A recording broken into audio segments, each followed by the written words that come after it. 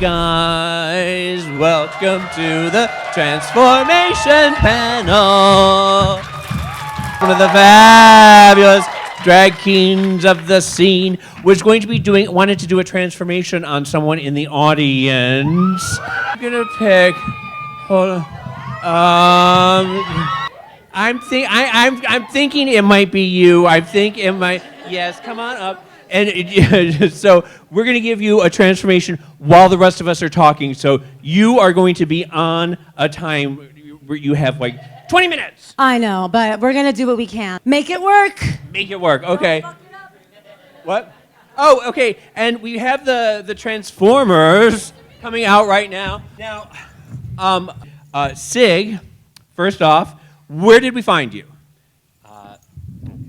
I was on Face Off Season 7. Yes. and you were pretty much of a standout in that season. You were sort of a fan favorite a little bit, I think. You were a nut, right? Yeah. I mean, I looked at the show and I was like, hey, this show needs somebody that just is wacko bananas. And I was like, yeah, I'll go for it. And no, I had a great time. And then, we met up and we did the transformation for the Halloween episode. And it was like a Victorian grave robber goblin thing is what it was, if I remember. Yes, there it is, right up there. Oh, yep, there we go. To this day, that is one of my favorite looks. I would have worn that in the clubs. Like I would still wear that, like just going to like pavilions or something. Was it a look that you've done before? How did it come around? Or did you just look at me and say, that's how you see me? Well, so it was kind of, so it was short notice and I was like, what should I do? But I actually did a Wario cosplay on myself. And so I used that prosthetic and I put it on you and I turned it into like a chewed up, decrepit, like Victorian grave robber. The creepiest part about that to me was the hair, when it was like you just had like these like 3 strands of hair coming sinewy hair. It was so, and then we put like powder or dust or something all over the suit. I can't even remember, but I love that. It's one of my favorite. Do you have any memories of the transformation? Yeah, when we did the Gravedigger dance, that was great. We were like, Wait, you don't remember it? No. What is the Gravedigger dance? Well, that just looks like the dance I do every time. So I think I might have lied to you and say that we were innovating, making some great innovation. I thought we had there. a special moment. We did. Okay, quickly moving along, I want to say, Ridge, one of my favorite queens in the entire world. You are a little reserved sometimes. Yes. And bringing you out is always sort of a bit of a challenge. And I think if you guys remember the episode, it was the let's quickly go to Ridge. I don't know if we can get it, but it was the Red Devil one. It was that. That was the one before. The first one before. Go back. It was that blue one, the blue man. Oh, I loved that one. In fact, because I remember I asked you to do it for me for a club when we were. Remember Suzanne's party. Yeah. But anyway, then the next one we did was what's his name? Yeah. Him. They all know. See, that's how old I am. I like in the 90s. I was like already 40. So. All right. Well, I have kind of this nostalgic obsession with 90s cartoons. Okay. Especially because they always have that particularly creepy devil character. And the favorite is the Powerpuff Girls. I don't remember the Powerpuff Girls. I know that there was the 3 of them, and there was Bumblebee and Sweetie Pie and Syrup Girl. And there's a character on there called Him. He is the villain. He's the devil character. He's extremely gay, which is what I love about it. I don't even know who this was when she was, but it was because sometimes you're quiet. Yes. And that's why I got the giggles, because I was like, I was thinking, oh my God, it was that flop sweat thing again, where like you suddenly gave me the giggles, and that's when. I tend to intimidate people. But I don't get intimidated easily. So like I was just like thinking like, oh my God, what are we? And then like you said something and it reminded me of a commercial. I don't know if you guys know the episode, like from the 70s, where the guy would say, knock it off, knock it off. And then I thought of like some Grandpa Simpson thing, and it made perfect sense in my mind, but nobody else was understanding it. And I was just like dissolving into fits and giggles. And to this day, I get more comment and feedback about that episode than probably any episode I've done. Even more than the Boom Boom one? Well, the Boom Boom one, yeah. I don't know if you know I don't know how well, if you know these episodes, but Boom Boom is this queen that I've been friends with for 20 years probably, and she came on and she was pouring like pudding on top of me, like all this like freezing cold pudding.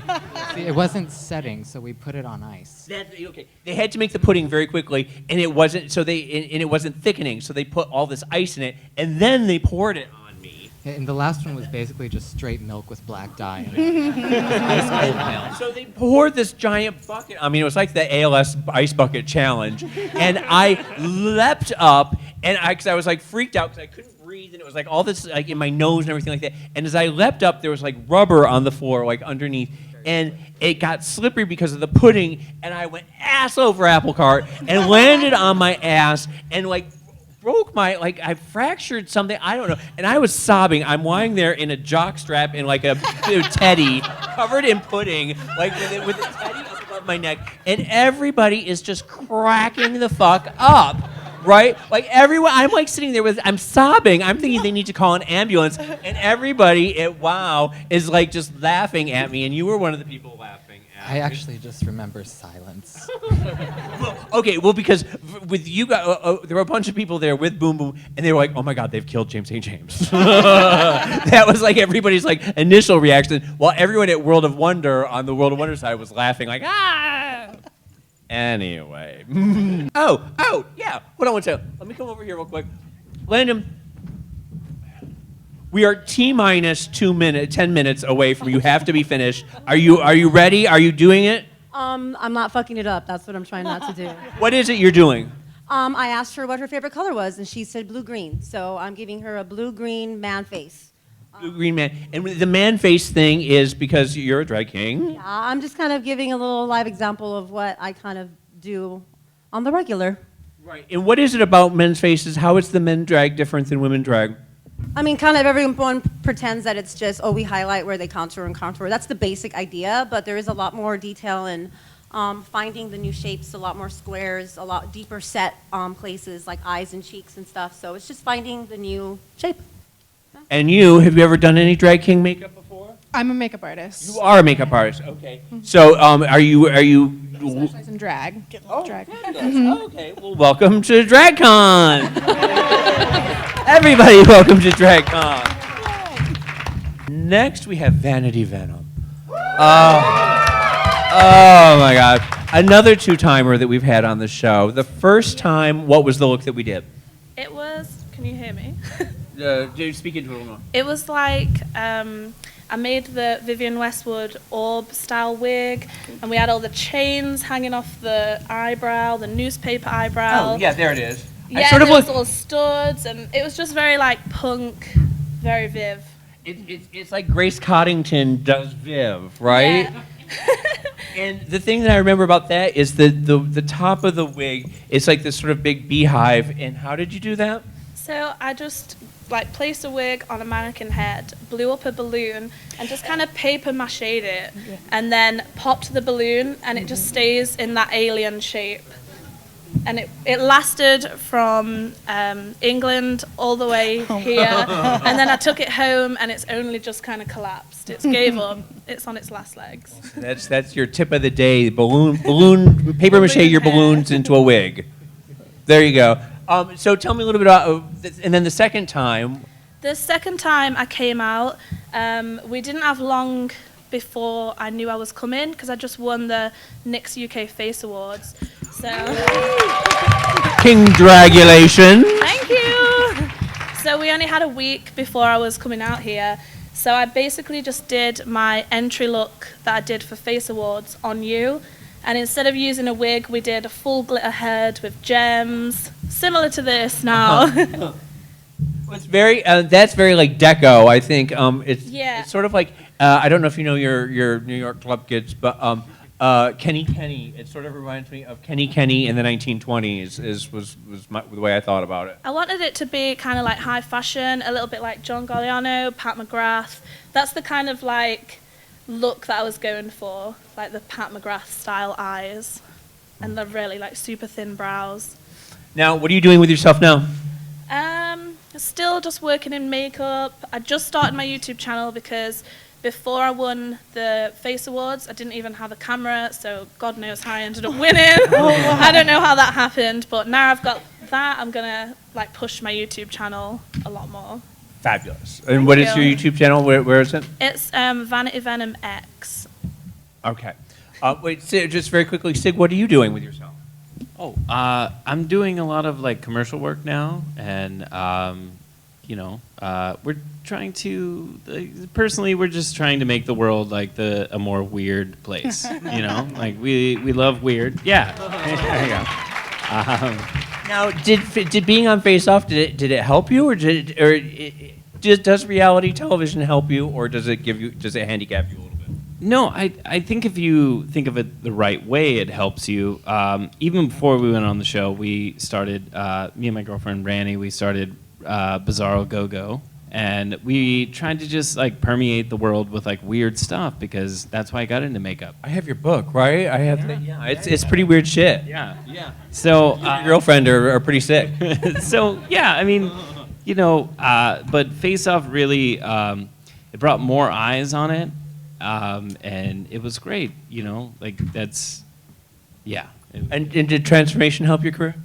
Absolutely. Yeah. That was the right answer. Ridge, what are you doing with yourself? Well, I don't do anything. Girl. Okay, next up, we have Kat Elrod, one of my favorites. Oh my God. Kat, we met about... Oh yeah, that's the Groot thing I was talking about. Like I was like some sort of tree god. Yeah, it was weird. We had met about a month before on a photo shoot for Patrick McAffery's Invasion. He did a photo series and he put out a book. Right. A friend of ours who's a photographer, and he was doing this book about the aliens taking over 1950s. Kind of Stepford Wives, kind of. And there was like some robots in there, and it was, and you had like the robot in you was kind of coming out. We had like wires and all kinds of right. stuff. So she was. I was doing a photo shoot, and she was the makeup artist for it. And she did me up as this sort of cyborg CEO type thing, and I had like a big metal plate with flashing lights and everything in my face. And we had such a good time when we were doing that, and it was really good. And I said, well, why don't you come on and do the cyborg thing? And she was like, okay, yeah. And then when you got there, you said, no, we're going to be doing something else. Yeah. Well, yeah, I think Pete really liked the tree, and I was like, oh, you know what? Let's do a tree. So. And I'm like thinking at the time, like, what does that even mean? Like I usually try and get an idea beforehand of like what the look is going to be, and I try and bring in an outfit or something. And I had no. She was like, we're doing a tree. What? It's gonna be a tree. Just stand there. But tell everybody, because the most interesting part about this to me is how you made the tree for the face. Oh, the little panels, because we had, nothing beforehand. I just took a cast of my neighbor's tree, and I ran latex and just made little panels. And then, you know what's funny about you? You hate makeup. No,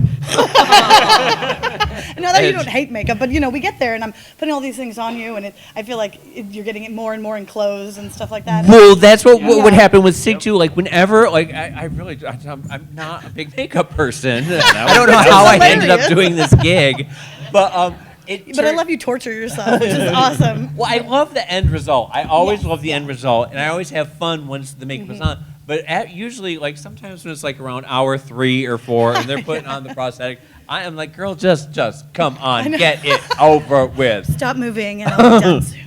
Well, we will get to the moving thing in a second because there's a lot to talk about there. But I do think that it's like you went out to your neighbor's tree, you made an imprint of it with I just grabbed molding clay, whatever I had at the house. Like clay, Yeah. and then you poured the latex into that, and then made the thing to put on your face.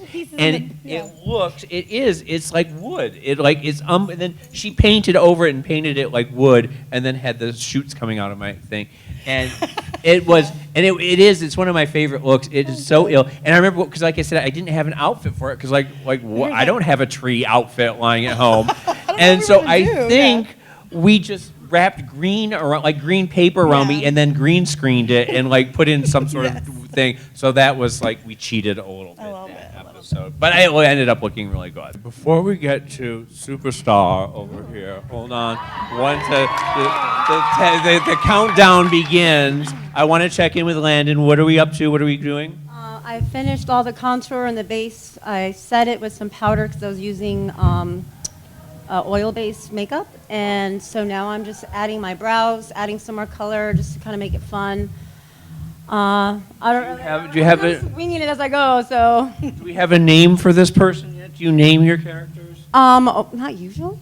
I think we'll let them decide. How about that? That's fine. Okay, we'll figure that out. Okay, now we have Superstar Patrick.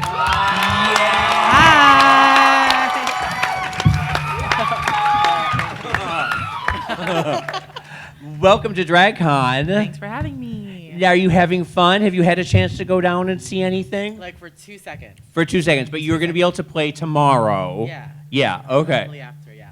So now, where did we? I can't remember. You are an Instagram sensation, and I think that's how you were brought to me.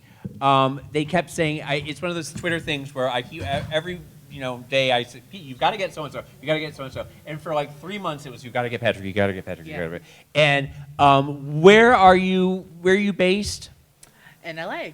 You are? When? Yeah. No, that's not true. Yeah. Well, at the time when we filmed Transformations, I was living in Orlando, Florida.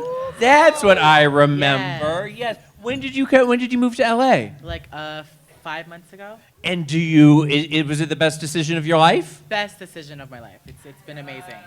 And it's interesting. I always think that it's interesting that in 2016 that like you can be a huge superstar like from Orlando. Like but it's one of those. No, I don't mean it like that, but I mean like you don't have to live in a major city to get attention anymore, And sort of talk a little bit about coming up through doing your art and your makeup and everything, and how you first got noticed and how quickly you took off.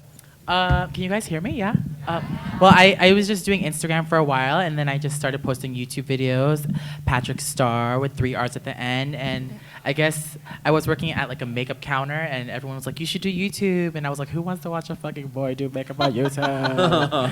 And then I started tying this thing on my head, and then this fucking scarf, and I guess a few videos and pictures later, I think as of December, to January, I gained like 300,000 subscribers. I mean, followers on Instagram from those like little videos. That's like little. So this was after we had done Transformations. So Transformations we did in the summer. I did a turban Patrick Starrr inspired look on James, which is what he wanted, and then my YouTube just hit 1 million last month, and it's been great. Thank you. Thank you. The minute you put that on. The minute I put this damn bun on, y'all be stopping me. So it's crazy. The aesthetic came from like the drag world. I was inspired by heavy makeup, and then I guess on my YouTube I kind of like toned it down to make it more relatable and more student friendly. So I feel like with that angle of my glamazon, I guess heavy aesthetic, bringing it onto a universal platform like YouTube, it's been, I guess, like an inspiration for girls to want to put heavier makeup, to try more new things, and to help girls look more like drag queens and help drag queens look more like girls. Yes, God. And no, but it's cool. The scarf. Are there various permutations of it? How many do you have different ways of tying it? Did you teach yourself? How did it come about? Well, I guess like working at the counter, like I studied like face shapes. So I have like a square hairline, and so I figured if I just snatch it with like a scarf or a bandana, it would give it more. This was my vision for myself, to give it a more oval, skinny, snatched. And the act of tying the scarf, because I remember this, it pulls everything up. It is like an instant facelift, and it does give you cheekbones, right? Yeah. really snatches the face and it keeps the sweat inside. Because coming from Florida, I would like be so hot with makeup. So instead of just like wearing a wig, I would just like put a little sweat scarf on top. So, Landon, where are we? I'm done. You're done. Really fast. Oh my God.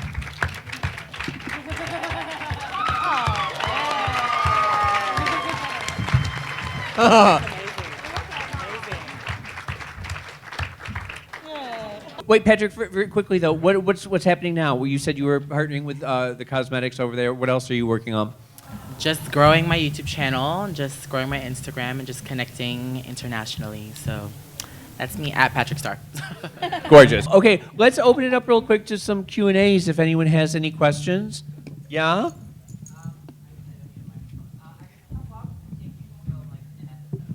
Well, that depends on the queen that we brought in, because we've had some people, usually if it's prosthetics, then it's a long-ass day, I know. And it's that thing that we talked about where, like, prosthetics, I freak out with the prosthetics. And we've had someone on, I can't remember who it was, early on, and they did, I can't even remember, but like my whole face was in... What? Eric Fox. Yes. Eric Fox. Oh God, yes. Eric Fox. Well, that one was the worst because it was like a mask, and I felt like I was being buried alive. Like I felt like I don't know if you guys ever saw the original Mummy from 1931, but there's a scene in the very beginning where they're like mummifying him alive, and then they're burying him, and that's what I felt like. I felt like I was being entombed in some. I had a panic attack. I really did. Yeah, he was very apprehensive when we put like just that, face prosthetic on the nose. Yeah, and I was like, hey, it's okay, like you're good, it's fine. But when I watched the video of what they did to you, I was like, whoa, okay, whoa. They had like encased your head in like a lot of stuff. Like that's not a makeup, that's like a puppet. And it's that thing where I was saying before about how like the process of it usually drives me crazy. But when I look back at some of those episodes, like the one that we did and everything like that, I don't remember like being panicky and all that stuff. I just see like a good episode and really fabulous. So it's always worth it in the end to torture me a little bit. So anyway, to answer your question, sometimes there have been like ones that have been 6 hours. And the thing too with the prosthetics, and you know this, that like you can't just rip it off. Like it's 6 hours to put it on, then it's another hour to take it off, and that hour to take it off is what usually drives me bananas. Anyone else? Yeah. Besides the boom boom incident, and also someone put like glycerin in your eyes, what's the worst accident or like most thing that happened during that? Blake, do you what?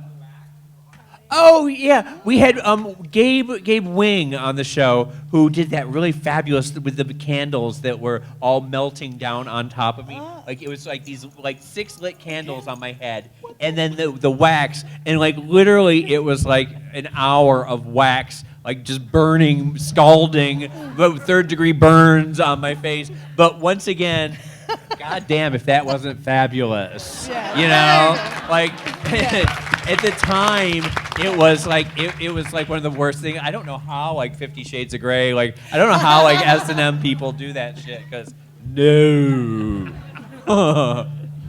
Yeah. Yes, girl. Hi, my name's Clay, and I just wanted to know if you had to be stuck as any of your transformations, which one would it be? Oh, okay. Well, let's quickly None of the prosthetic ones.